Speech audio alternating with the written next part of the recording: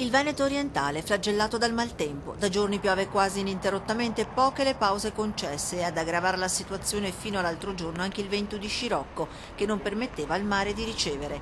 Pioggia abbattente, fiumi al limite e in molti casi le acque hanno tracimato invadendo campi, vigneti, arrivando fino alle abitazioni. Abbiamo territorio in sofferenza, Nessandona Tese, in particolare Ceggia col Piavon, Meolo con i suoi corsi d'acqua, il Miranese, un po' la riviera del Brenta, anche a Mestre iniziano ad avere qualche problema e l'area meridionale con il Gorzone in piena.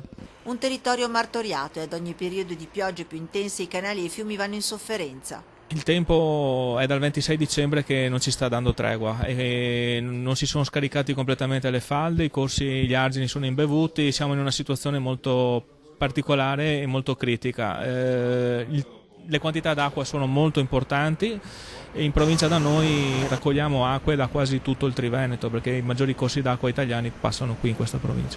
Tutte le forze sono state messe in campo per monitorare fiumi e canali, portare sacche e idrovore. Sul territorio sono a lavoro volontari, le forze dell'ordine e ovviamente i vigili del fuoco. In questo momento noi abbiamo 80 persone dislocate nei nostri sedi e abbiamo rinforzato il dispositivo con un raddoppio abbondante degli operativi nella zona nord-est della provincia. Maltempo che non dà segnale di volersi attenuare, piogge sono infatti previste anche nei prossimi giorni. Se a Porto Gruaro fino a ieri è in allerta, l'allarme oggi è rientrato, rimane invece particolarmente critica la situazione a San Stino di Livenza. Non so cosa dirle, è la seconda volta ormai, quindi io ho 30 anni che abito qua ma non mi era mai successo.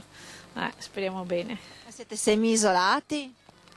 Beh sì, cioè con la macchina non si può uscire.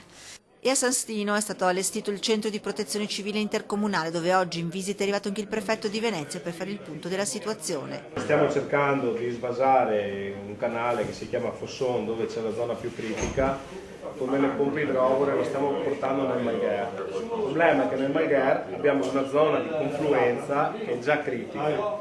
Un territorio sempre più fragile dove in queste ore si cerca di far fronte all'emergenza. In questa fase siamo impegnati, ovviamente non può essere diversamente, nella fronteggiare questa calamità con tutte le sue conseguenze. È chiaro che poi ci deve essere anche un momento per attivare quelle che poi sono le difese del territorio.